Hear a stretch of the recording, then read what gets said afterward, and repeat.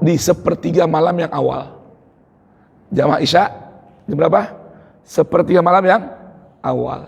Jam berapa itu kira-kira? Jam 9, 9 seperempat atau setengah 10. Tuh jamaahnya Rasul tuh salat Isya jam segitu. Ba'da maghrib hingga Isya, ya, duduk tadarus Al-Quran di masjid, mengkaji, mempelajari agama sampai waktu Isya menjelang di sepertiga malam yang awal. Jam 9, setengah 10 salat Isya. Kemudian selepas Isya Rasulullah mengarahkan sahabat untuk segera pulang. Supaya apa? Beristirahat. Rasulullah nggak senang selepas salat Isya para sahabatnya ngobrol yang tiada guna. Istirahat supaya apa? Di tengah malam sudah bangun. Di tengah malam sudah bangun. Ya, ruhbanul lail. Seakan mereka ini para pendeta-pendeta ahli ibadah di waktu malam. Ruhban ini gambaran orang-orang yang hidupnya beribadah aja, mengabdi kepada Tuhan di waktu malam. Jadi jam 12, setengah 1 udah bangun. Tidur jam 10, setengah 11, jam 12, setengah 1 udah bangun. Kanu qalilan minal laili ma yahja'un. Berarti berapa jam tidurnya tuh? 10, 11, 12, 3 jam tidurnya. Udah gitu, wabil ashar hum yastaghfirun. Malam bangun, sholat, baca Al-Quran, ya, gambaran Rasul dan para sahabatnya. Rasulullah sholat malam itu sampai kakinya bengkak. Jadi berapa jam tuh berdirinya? Masya Allah. Sehingga ketika diriwayatkan dalam hadis yang sahih, Bunda Aisyah bertanya, ya Rasulullah, kenapa engkau di waktu malam selalu bangun, lama berdiri ketika sholat, sehingga kakimu bengkak? Sedangkan dosamu telah diampuni oleh Allah Subhanahu wa ta'ala. Dosanya sudah diampuni oleh Allah Subhanahu wa ta'ala. Apa jawab beliau kepada Bunda Aisyah? Ya Aisyah, afala akunu abdan syakura. Ketika dosaku diberitahukan oleh Allah telah diampuni, ma taqaddama min dzambihi wa ma ta'akhkhar. Dosa yang lalu maupun yang akan datang sudah dihapuskan oleh Allah Subhanahu wa ta'ala.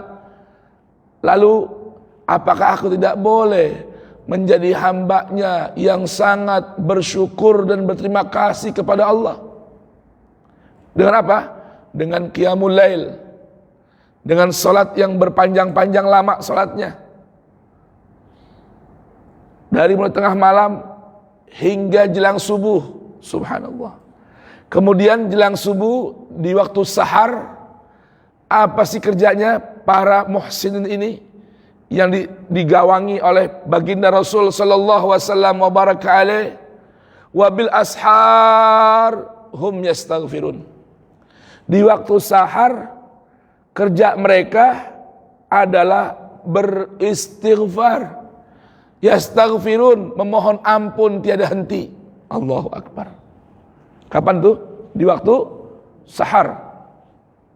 Ya, kalau sudah masuk waktu subuh bertasbih hingga terbit matahari. Wasabbihuhu bukratan wa asila qabla tulu'i syamsi wa qabla ghurubiha. Ini amalan Nabi. Aplikasi dari Al-Quran.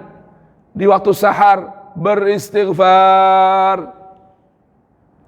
Sedangkan Allah Subhanahu wa ta'ala memberitahukan bahwa orang-orang yang berbuat kezaliman, thumma yastaghfirillah, kemudian beristighfar kepada Allah, yajidillaha ghafuran rahima, ia akan dapati Allah itu maha pengampun. Tuh, Al-Quran beritahukan kita. Kemudian Allah iklankan, Allah isytiharkan, Allah viralkan pemberitahuannya dalam Quran surah Thaha ayat 82, wa inni laghaffarun liman taba wa amila wa amana wa amila salihan thumma ihtada. Wa inni laghaffar, sungguh diriku ini adalah Tuhan yang ghaffar, yang betul-betul sangat memberikan ampunan dengan sebanyak-banyaknya. Ghaffar ini gambaran apa? Al-mubalaghah wal kasrah, yang tiada henti-henti memberi ampunan, yang tiada bosan-bosan memberi ampunan, yang banyak menebarkan ampunan. Ini Ghaffar. Bagi siapa?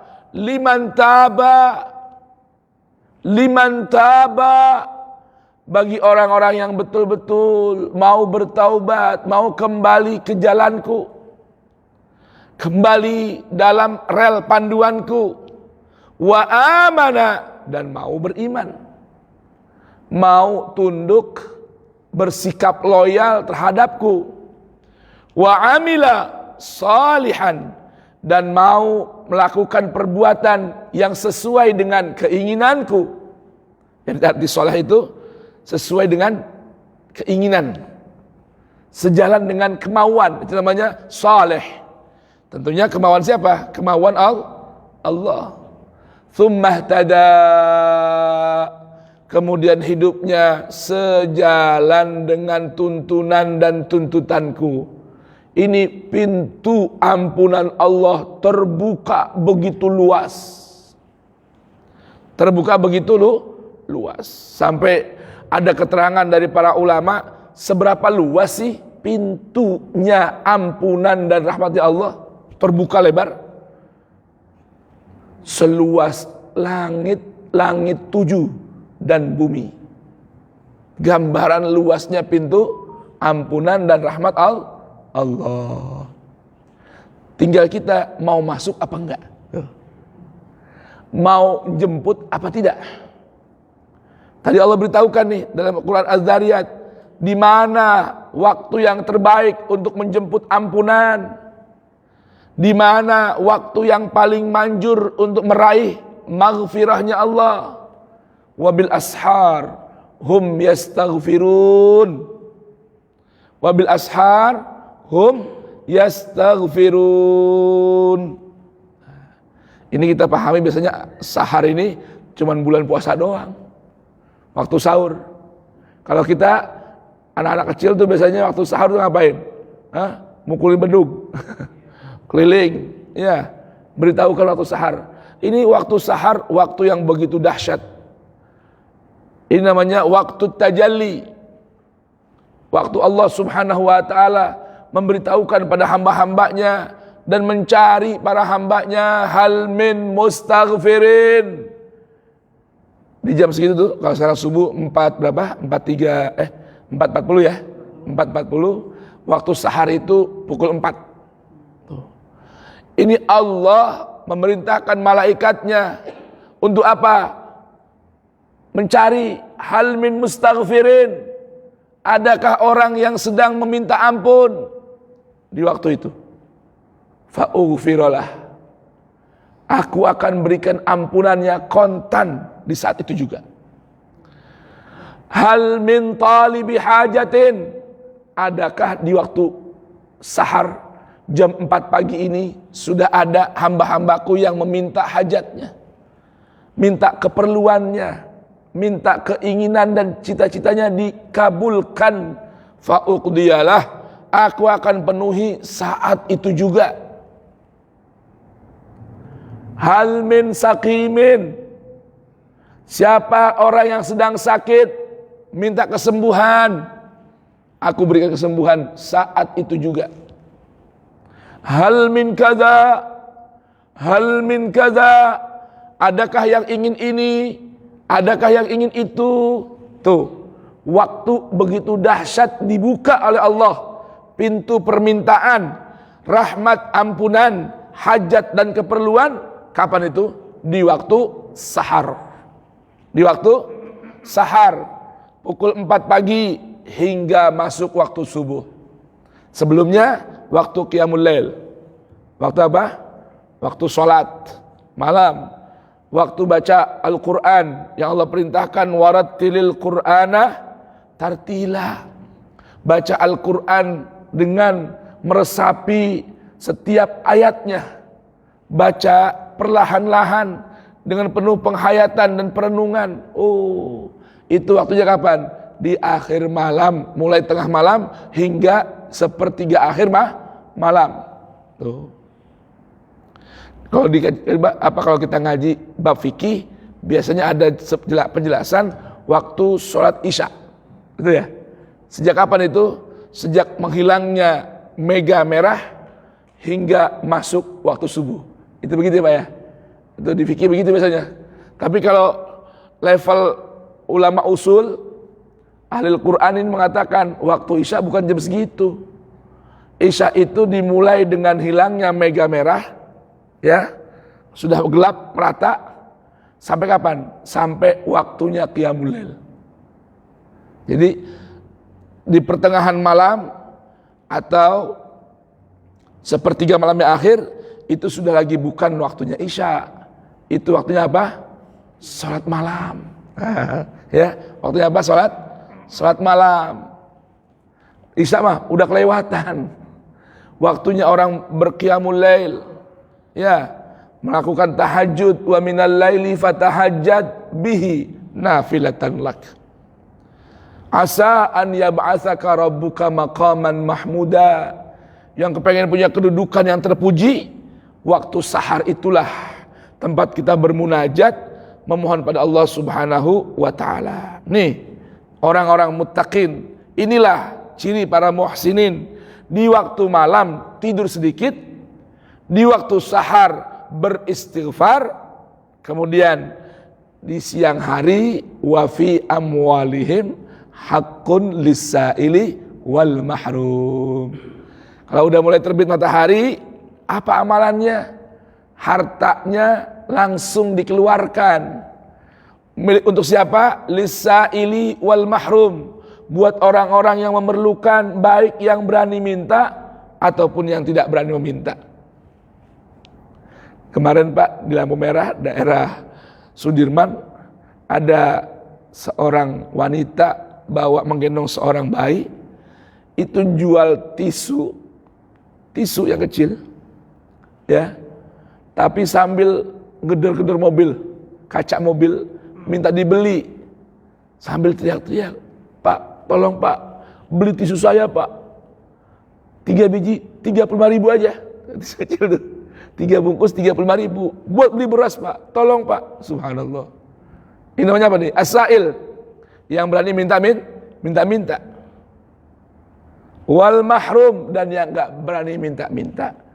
Ini cirinya orang muhsin, dan itulah obat terapi penghilang dan penyembuh penyakit hala, jaza dan mana. Apa itu?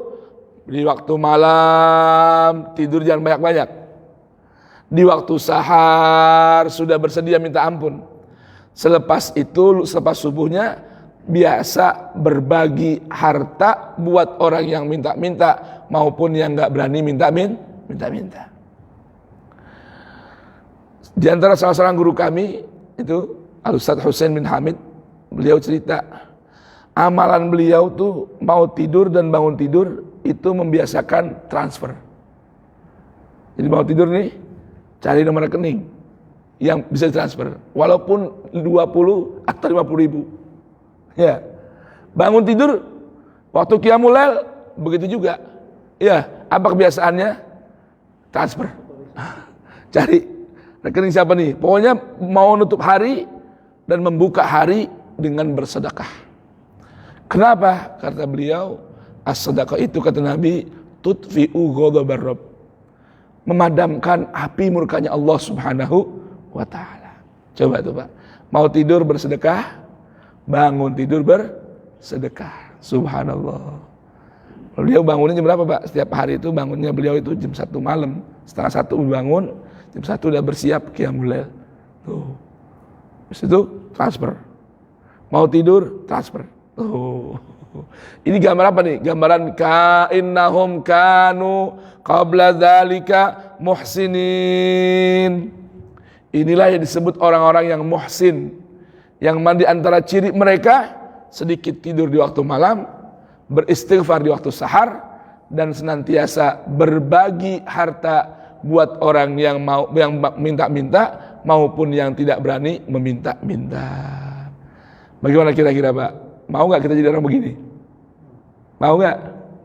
Nah, kalau mau, insya Allah surga dan taman surga, air mata surgawi sudahlah menanti. Amin Allahumma amin. Assalamualaikum. Assalamualaikum. Sehat semua? Bukan main. Hawanya adem ya, kan main. Baik, kembali ke mana? Al-Quran suratul Ma'arij. Sudah, jadi itu ciri terapi yang Allah beritahukan untuk menghilangkan penyakit halak. Yang kedua, yang ketiga, walladzina yusaddiquna biyaumiddin. Oh iya Pak, ini saya mau ingat nih. Di bulan Rajab ini dikenal dengan apa? Bulan istighfar. Betul ya? Bulan istighfar. Bulan istighfar. Rajab ini bulan haram, bulan suci, dan jaga kesucian dengan apa? Berbanyak istighfar. Dulu kalau para ulama-ulama dulu, guru-guru kami itu wasiat, kalau masuk bulan Rajab jangan sampai tinggal. Ba'da subuh 70 kali istighfar, dan juga ba'da maghrib 70 kali istighfar. Ya, apa dibaca? Guru-guru pada pesan, ba'da subuh selama bulan Rajab itu baca Rabbighfirli warhamni wa tub alayya. Rabbighfirli warhamni wa tub alayya. Ba'da maghrib 70 kali juga. Rabbighfirli warhamni wa tub alayya. Rabbighfirli warhamni wa tub alayya. Nih bulan Rajab, bulan suci, sucikan diri dengan berbanyak istighfar. Ada istilah Pak, bulan Rajab ini ya ada 4 shad yang mesti kita kerjakan. Ya, sebisanya amalkan dari perkara yang non wajib. Apa itu? Pertama, siam di bulan Rajab. Karena amalan di bulan Rajab ini pahalanya berlipat ganda. Diriwayatkan dari sahabat Abdullah bin Abbas, amal baik di bulan Rajab itu dilipat gandakan pahalanya 1000 kali lipat. Namun sebaliknya, al-ghunmu bil ghurmi, high profit, high risk. Besarnya keuntungan juga bergantung dengan besarnya sebuah resiko. Katanya disebutkan oleh sahabat Ibnu Abbas, amal-amal durhaka, pelanggaran di bulan Rajab, dosanya juga dilipat 1000 kali. Na'udzubillah. Oleh karenanya para ulama kita ngajarin, agar dapat pahala 1000 kali, hilang dosa 1000 kali, berbanyak istighfar di bulan Rajab. Tuh. Pertama siam, yang kedua salat, yang ketiga sedekah, yang keempat silatul arham. Tuh bulan Rajab. Kenapa Rajab ini waktunya membajak tanah dan naruh benih sawah? Kalau nggak dibajak tanahnya, bisa nggak ditanamin yang baru? Nggak bisa. Habis dibajak, diairi, taruh benihnya. Bulan Sya'ban ada satu shot lagi, bulan sholawat namanya. Kenapa dibilang Sya'ban bulan sholawat dan salam buat Nabi? Karena menurut para ahli tafsir, ayat dalam Quran suratul Ahzab ya, yang berbunyi innallaha wa malaikatahu yusalluna ala nabi. Ayat perintah salawat dan salam buat Nabi turun di bulan Sya'ban. Makanya di bulan Sya'ban sebutan apa? Bulan salawat. Tuh. Jadi Rajab 4 shot, Sya'ban shot yang kelima. Perbanyak salawat dan salam buat Nabi. Karena Sya'ban, Rajab naruh benih, Sya'ban rawat dan sirami, Ramadan ini waktunya panen. Panen apa? Oh, Ramadan mah jangankan amalan wajib, amalan sunnah aja dilipat gandakan pahalanya seperti wajib. Bulan rahmat, maghfirah dan itq minan nar, pembebasan dari api neraka, itu panennya. Mustahil orang panen kalau enggak meletakkan benih. Bagaimana mau panen kalau benihnya enggak dirawat? Maka enggak sedikit para sahabat ini Di antaranya dikenal adalah Sayyidina Abdullah bin Umar Ibn Khattab. Kalau udah masuk bulan Rajab, beliau berpuasa 2 bulan Rajab dan Sya'ban, selain kewajiban puasa di bulan Ramadan. 3 bulan puasanya. Subhanallah. Berapa? 3 bulan. Rajab, Sya'ban, Ramadan, udah pasti begitu. Nggak heran makanya kalau Rajab ini bulan yang agung. Hadis riwayat Al-Imamul Baihaqi dan Nasa'i, kalau masuk di bulan Rajab itu Nabi SAW senantiasa berdoa, Allahumma barik lana fi Rajab wa Sya'ban wa balighna Ramadan. Tuhan, tolong berikan untuk aku, untuk kami ini keberkahan di bulan Rajab, begitupun keberkahan di bulan Sya'ban, dan sampaikan kami dengan bulan Ramadan. Tuh, Rajab teh bulan apa? Bulan berkah. Dengan apa tadi? Dengan 4 saat: siam, salat, sedekah, dan silatul arham. Tuh, maka jangan heran bulan Sya'ban orang-orang kampung teh sebutnya bulan apa? Bulan Roah. Betul ya? Bulan Roah. Dari mana sih kata-kata bulan Roah itu? Ada katanya diambil dari kata-kata arwah. Artinya kalau bulan Rajab silatul arham yang hidup, bulan Sya'ban silatul arham dengan para arwah. Ada yang berkunjung ke kubur orang tuanya, ada yang bikin doa selamat, ada yang bikin haulan. Itu bulan arwah. Ada yang mengatakan bulan Roah teh diambil dari kata-kata bulan murah. Artinya bulan bermurah-murah. Supaya apa? Supaya Ramadan sudah bersih semua, tinggal panennya saja, meraih ampunan dan pembebasan dari neraka dari Allah Subhanahu wa ta'ala. Itu begitu orang dulu. Cuman kan kadang-kadang kita orang sekarang nih nyikapinya beda ya. Enggak ada dalilnya, begitu katanya.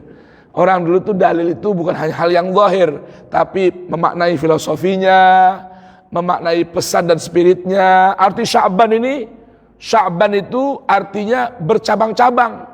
Dari kata yatasya'abu, apa yang bercabang-cabang? Kebaikan. Nah, Ramadan buat kita memanen dengan mendekatkan diri kepada Allah dengan amalan-amalan di bulan suci Ramadan. Tapi dimulai dari mana? Dari bulan Rajab. Tuh.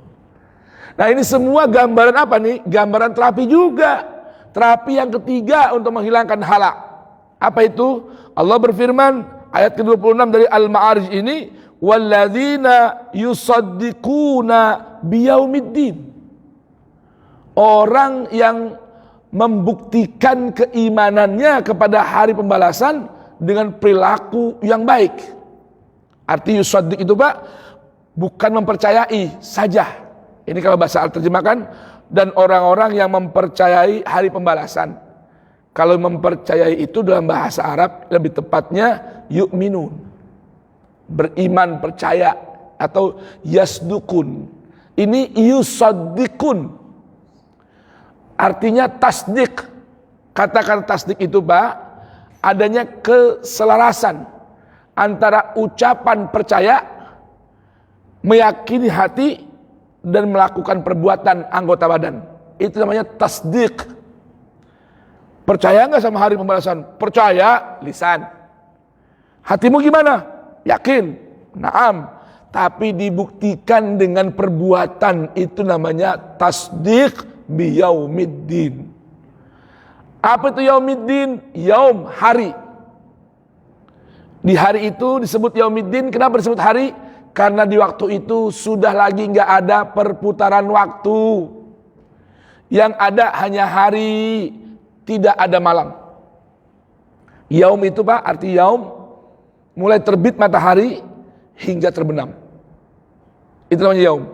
Mulai terbenam sampai terbit matahari lagi namanya al-lail. Ya, sampai terbit fajar ini namanya apa? Al-lail. Kalau yaum mulai terbitnya matahari atau waktu fajar hingga terbenam. Disebut yaumiddin karena hari itu sudah lagi tidak ada perputaran waktu. waktu. Maknanya kalau sudah tidak ada perputaran waktu, hanya menikmati hasil dulu kita berputar dengan putaran waktu. Ad-din artinya hisab. Din artinya perhitungan. Makanya utang disebut dengan dain. Dainun, dinun. Dainun utang, dinun hitung-hitungan utang. Tuh. Maka dibilang agama itu ad-din. Agama itu apa? Ad-din, ad-dinul Islam, ad-dinul Masihi, ad-dinul Budi, ad-dinul Hindi. Apa itu din? Agama. Kenapa kok agama disebutnya din? Karena semua ada perhitungan. Jadi orang yang kuat dalam beragama, yang semua hidupnya ada perhitungannya.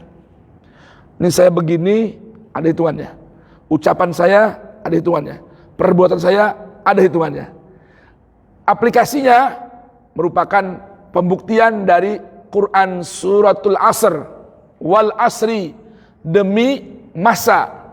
Innal insan lafi khusrin.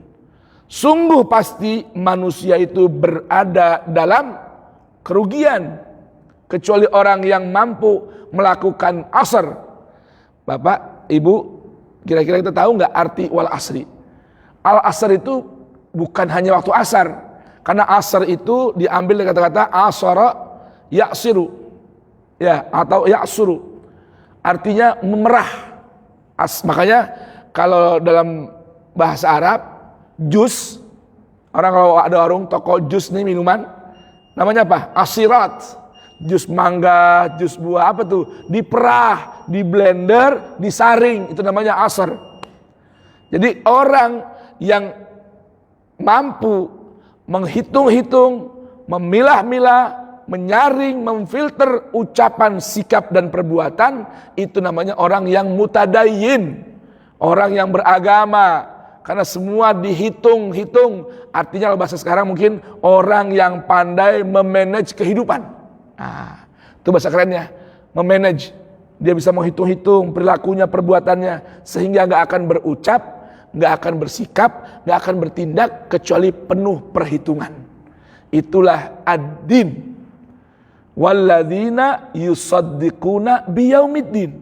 Dan yang mampu menghilangkan penyakit hala, menyembuhkan jaza dan mana, adalah orang-orang yang melakukan perbuatan, tahu, sadar akan tanggung jawabnya, bahwa nanti akan ada satu hari yang semua akan diperhitungkan oleh Allah Subhanahu wa ta'ala. Tuh. Ada sebuah cerita, Pak. Ada sebuah cerita.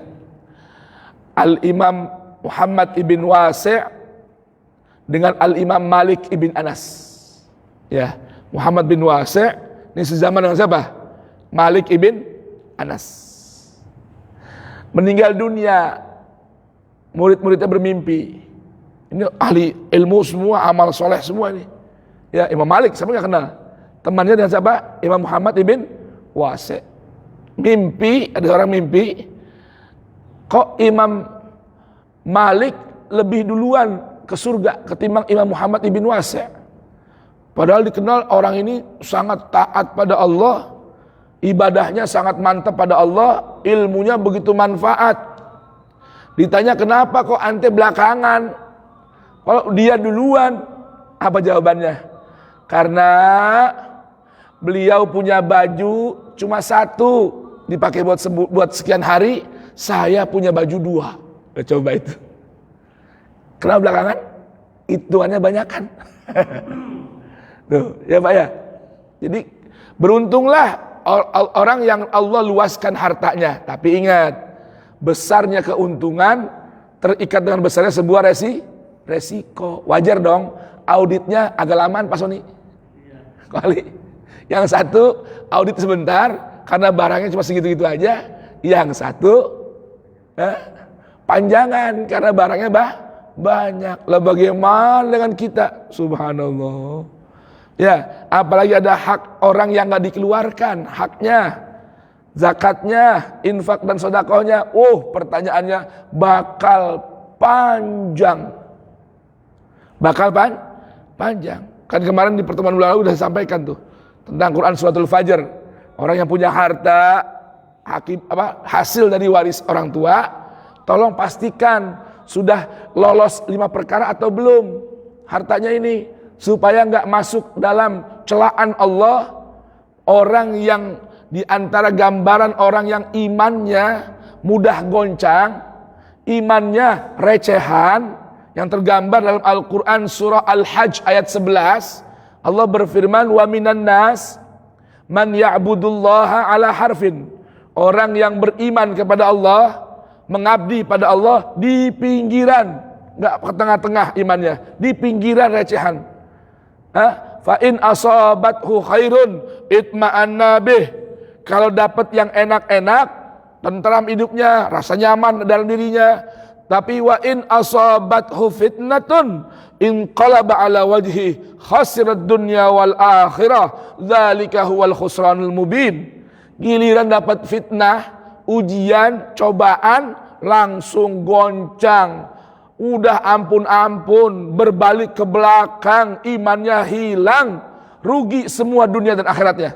Na'udzubillah. Siapa itu? Di antaranya orang-orang yang suka makan harta warisan campur dengan barang yang haram. Tuh. Makanya para ulama bilang, kalau dapat warisan orang tua, pastikan lulus 5 uji. Apa yang pertama? Pastikan harta orang tua kita bukan didapatkan dari cara yang haram. Pastikan nih harta orang tua kita. Orang tua kita ada enggak nih kerjaannya yang tidak halal? Ada enggak orang tua, mohon maaf ini, korupsi? Kalau harta orang tua hasil korupsi, kembalikan dulu kepada pemiliknya. Dalam hal ini mungkin negara, kembalikan hartanya dulu kepada negara. Jangan anak kita nih nikmati. Yang kedua, pastikan apakah masih ada dalam harta orang tua kita ini harta keluarganya. Boleh jadi orang tua kita makan harta abangnya atau adiknya yang belum dikeluarkan waktu membagi warisnya. Kalau orang tua kita dapat harta juga dari warisan orang tuanya. Yang ketiga, pastikan dulu harta orang tua kita ini sudah keluar belum zakatnya. Sudah ditunaikan belum zakatnya?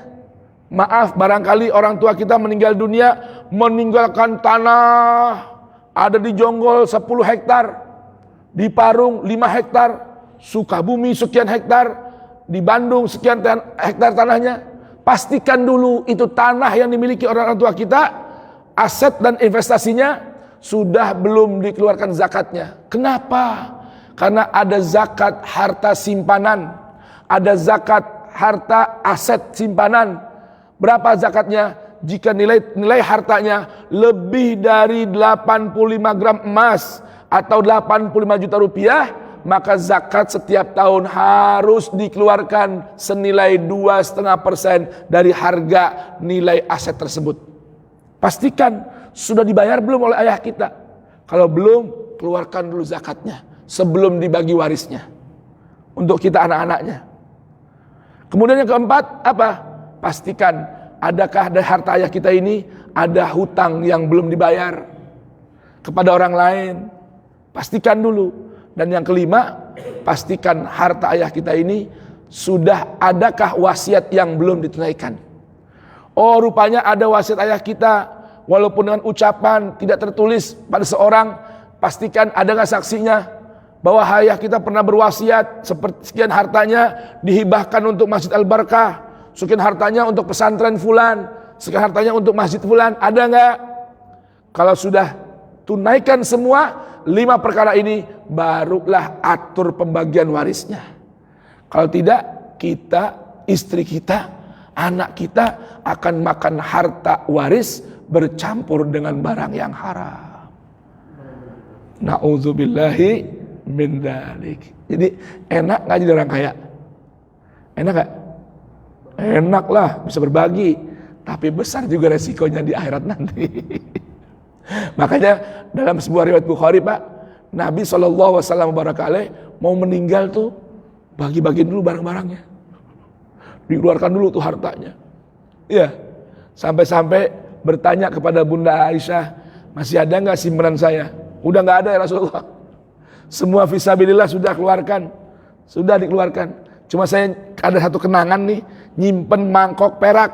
Dan riwayat itu, sebuah hadis ya. Bunda Aisyah bilang, ada nyimpen mangkok perak milikmu ya Rasulullah buat kenang-kenangan saya. Apa jawab Rasul kata dalam hadis ini? Apa? Masih ada mangkok perak. Muhammad akan berjumpa Tuhannya, di rumahnya masih ada mangkok perak. Kumaha ya. Coba itu. Gitu doang. Lah kita subhanallah meninggal dunia, ada deposito sekian miliar, ada harta sekian banyak. Orang-orang yang berhak dari harta kita itu hakun maklum, belum lagi menikmati harta kita, belum lagi sampaikan titipan Allah Ta'ala milik mereka dari kita. Subhanallah.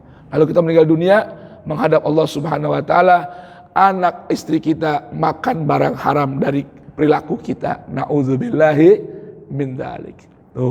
Ya, itu gambaran semua dari apa tadi? Walladzina yusaddiquna biyaumiddin.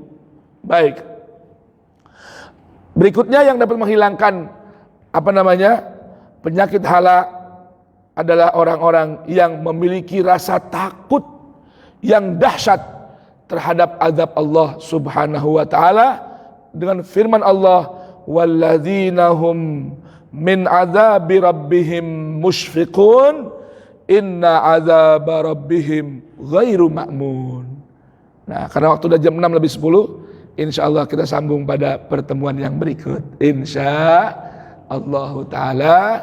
Sisa waktu kalau ada yang ingin bertanya mangga, kalau tidak ada kita tutup dengan doa. Silakan Pak Arif, kalau ada yang mau bertanya silakan mic-nya dihantarkan. Barakallahu fikum. Mangga Pak, ada yang mau tanya?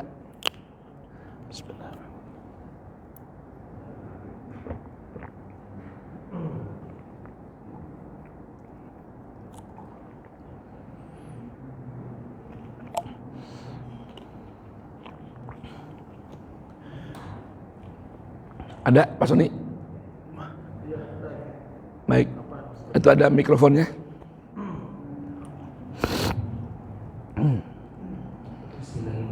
Assalamualaikum warahmatullahi wabarakatuh. Waalaikumsalam warahmatullahi wabarakatuh.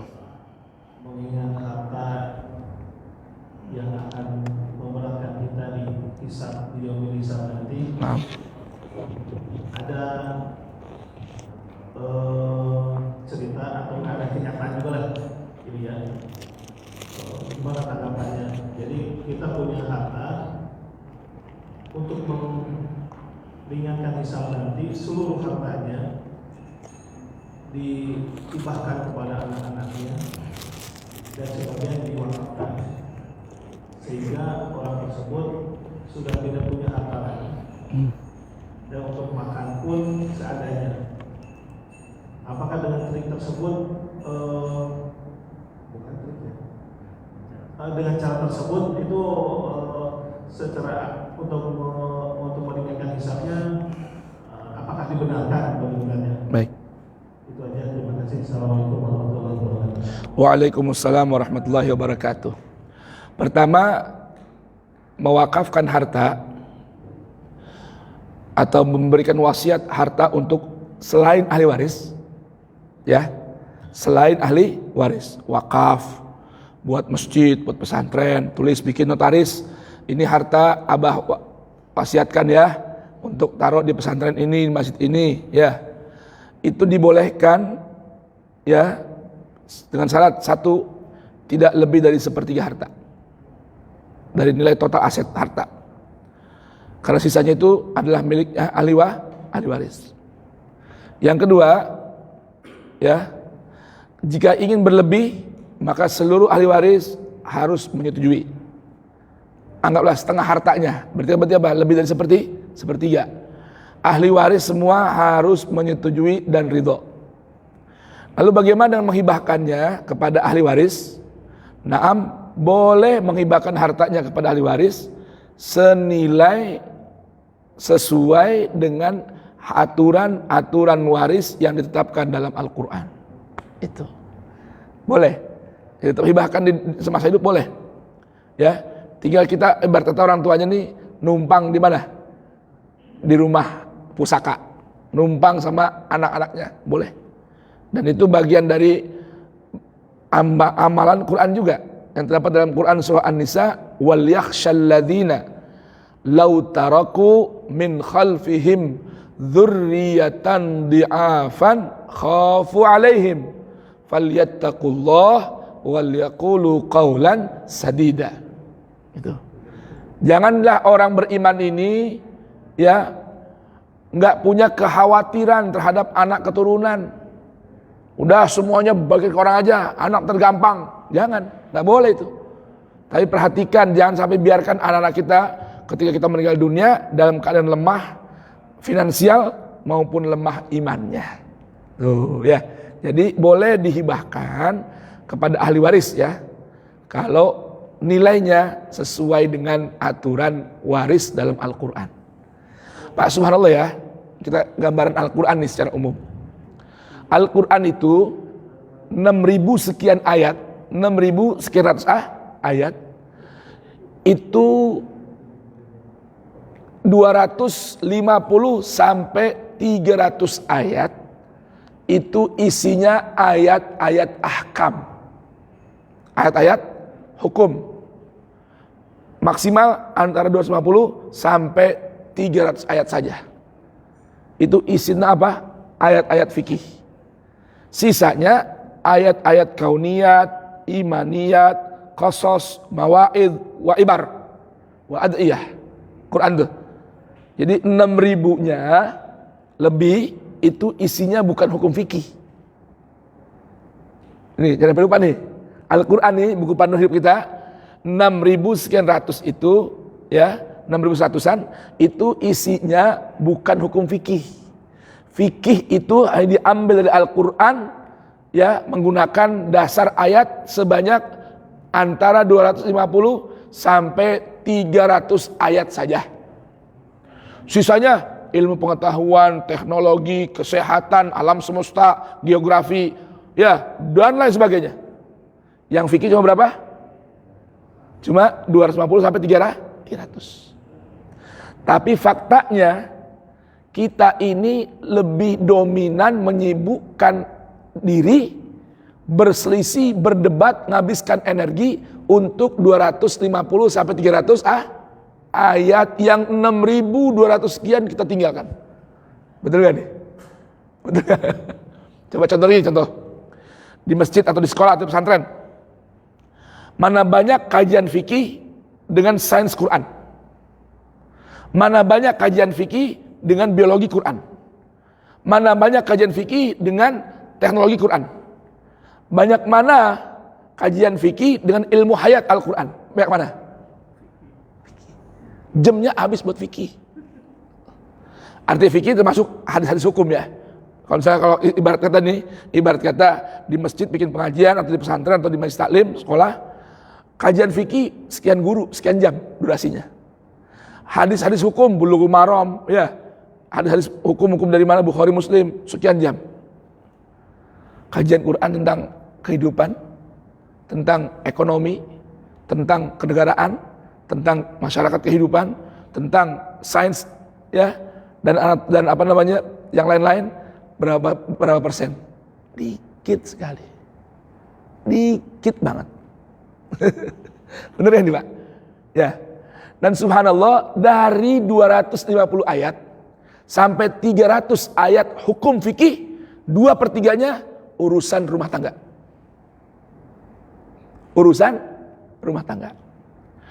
Termasuk di dalamnya urusan harta waris. Jadi dalam Al-Quran ini Pak, kalau kita merenungkan, apalagi kapan-kapan deh kita kaji sini, apa namanya, fikih Quran ya. Fikih Quran, bukan fikih kompilasi, fikih Quran. Di seputar rumah tangga. Bapak banyak akan jumpai Al-Quran itu tidak memberikan celah untuk kita beranalisa dalam hal yang terkait dengan hak sesama manusia, harta dan rumah tangga. Satu contoh ya, satu contoh. Faraid, Bapak kalau ngaji buku, ada nggak kajian hukum waris? Ada nggak? Pernah ada? Nah, Kapan-kapan undang 2 guru. Yang satu hukum waris pakai buku fikih, yang satu hukum waris Quran. Pasti Bapak jumpai perbedaan. Yang lebih sejalan dengan nilai kemanusiaan adalah hukum waris Quran. Karena hukum waris fikih ini banyak serapan-serapan konsep pemikiran non-Islam yang masuk di situ. Contoh lagi bab talak. Ya, ini berarti apa? Rumah tangga ya, rumah tangga. Bapak yang Bapak pahami sampai saat ini, saya mau tanya nih, Bapak yang Anda pahami saat ini semua laki-laki, kita numpung laki-laki, ada perempuan nggak sini? Hah? Masih ada perempuan nggak? Hah? Nggak ada ya? Anggapnya nggak ada. Laki-laki yang Anda pahami sekarang, bagaimana praktek perceraian yang Anda pahami saat ini? Coba kira-kira gimana? Bapak, apa yang dipahami dalam praktek menceraikan istri? Habis menceraikan, apa yang Bapak lakukan? Ucap nih, cerai, ya, cerai, saya ceraikan kamu ya. Nah, biasanya kita apain tuh istri? Itu bukan Qurani, bukan Islami. Ini kan aplikasi nih, nyata kan? Pak Sony memahami, habis diceraikan, pulangin.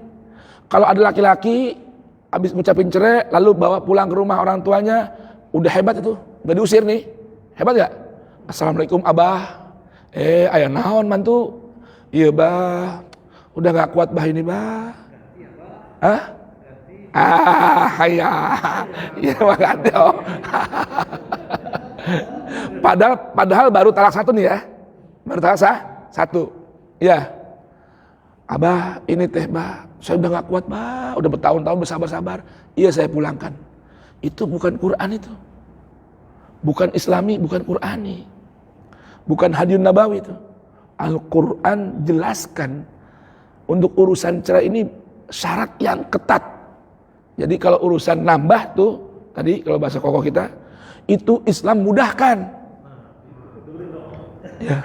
Tapi kalau sudah menambah atau menikah, Islam untuk memisahkan mensulitkan.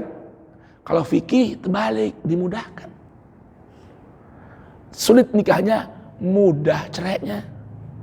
Kalau Al-Quran mudah sekali menikah, bahkan nambah. Tapi sekali nambah dan menikah, jangan coba-coba gampang menceraikan. Tuh. Ayo, contoh lagi nih yang Bapak pahami fikih talak. Kapan kita boleh menikah menceraikan istri? Sah menceraikan istri? Ayo, saya mau tanya. Apa yang Bapak pahami? Bukan menceraikannya, kapan kita sah jatuh menceraikan? Talak. Enggak, bukan itu jumlahnya. Kapan syarat sah jatuh talak ketika kita mentalak istri? Di fikih kapan? Kapan aja kan? Al-Quran nggak bisa begitu. Al-Quran ada masa boleh dan jadi talak seorang laki-laki terhadap istri. Kapan itu? Di masa suci belum digauli. Di fikih nggak begitu. Pernah haji bab talak nggak kira-kira sini? Di fikih ada namanya tolak sunnah, ada namanya tolak apa? Bid'ah. Pernah dengar nggak? Pernah dengar belum? Wah, untung belum. Jadi nggak boleh cerai-cerai dulu ya. Artinya syarat Al-Quran mensyaratkan laki-laki jika sudah tidak ada pilihan lain, ini tidak ada apa? Pilihan lain kecuali menceraikan istri dengan persyaratan yang ketat, ya, maka mekanismenya harus di masa suci belum digauli. Ketika istri suci sudah kita tidur berkumpul hubungan intim dengan dia, tidak boleh kita menceraikannya. Sekalipun kita ucapkan cerai, tidak jatuh talaknya dengan panduan Quran. Tapi fikih boleh, selamat dipastikan tidak hamil. Hah? Nah, nanti kita bahas, jangan sekarang. Kalau sekarang sampai jam 9 nggak pulang. Saya ada jadwal nih ngantar tamu dari Yaman, ntar jam setengah 9 di Masjid Taklim Kuitang. Jadi saya pulang dulu, jemput tamu nih dari Yaman, ulama dari Yaman nih bawa ke Kuitang. Nah itu satu contoh. Ya. Kemudian kalau sudah menjatuhkan talak, tadi kita pulangkan, kan begitu ya? Itu kalau udah mulangin, udah bagus banget tuh, mantu hebat tuh mah. Kalau disuruh pulang diusir itu kurang ajar, kan gitu ya. Udah pulang dah. Aku mau ganti kata kokoh. Pulang. Itu memang kurang ajar. Kalau kita pulangan baik-baik, abah, iya teh saya kembalikan lagi bah. Dulu saya ambil baik-baik, sekarang saya pulang. Al-Quran nggak boleh begitu. Kalau sudah ditalak itu istri, Al-Quran satu melarang suami mengeluarkan istri dari rumah semasa iddah. Di masa iddah suami istri itu nggak boleh kita keluarkan dari rumah, dan dia nggak boleh keluar dari rumah. Jadi boleh gampang nih. Kalau kita habis cerai apa? Jatuh sah cerainya pulangkan, nggak boleh. Karena Al-Quran nggak kepengen orang yang sudah menyatu pecah belah dan berpisah, tidak boleh. Kapan-kapan kita kaji, ya. Itu Al-Quran Pak, begitu indah mengangkat, memberikan hak untuk perempuan. Waris ada PR lagi Pak dalam fikih yang berseberangan dengan Al-Quran. Baik, contohnya nih, saya mau tanya, semisalnya Bapak bersaudara nih, Pak Cucu, Pak Sony, Abah siapa nama? Pak Sigit. Saya misalnya orang tua aja nih, masih ada. Ya, saya mau tanya, semisal Pak Sigit ini wafat lebih dulu dari Pak Sony dengan Pak Cucu, misalnya. Ya, misalnya. Kenapa sih saya bilang? Karena kan rambutnya lebih putih dari Pak Sony, ya kan ya. Tapi Pak Sigit udah punya anak. Pak Sigit udah punya anak. Saya abahnya antum bertiga ini masih ada. Ya, putranya lebih dulu meninggal, tapi Pak Sigit udah punya anak, banyak anaknya. Baik. Lalu saya meninggal dunia setelah Pak Sigit. Perhatikan ya, saya meninggal dunia setelah Pak Sigit. Yang Anda pahami untuk masalah waris sekarang ini, anak Pak Sigit dapat nggak waris harta saya? Tidak. Oh, ini yang faktanya nih, orang paham seperti itu. Kenapa nggak dapat? Karena meninggalnya lebih dulu dari saya. Di Al-Quran nggak begitu Pak. Saya mau tanya, anak Pak Sigit, anak saya bukan? Iya, anak saya bukan. Kapan anak Pak Sigit nggak dapat harta saya? Kalau Pak Sigit masih ada, maka anak dia nggak dapat dari harta saya, terhalang oleh Pak Sigit. Tapi kalau Pak Sigit udah minggir, Pak Miftah itu anaknya Pak Sigit, saya meninggal dunia, Pak Cucu, Pak Sony, Pak Miftah dapat dari harta saya, karena dia adalah buah saya juga. Di Al-Quran begitu, di fikih anak Pak Miftah itu nggak dapat dari saya, karena ayahnya lebih dulu meninggal. Boleh paham? Ini bener nggak nih? Bener nggak? Di fikih begitu bener nggak di fikih? Jadi ada perbedaan tuh Pak. Nah, salah nggak? Ya itu perlu diperbaharui pemahaman yang kurang betul itu. Karena arti fikih itu kan pemahaman. Fikih itu apa?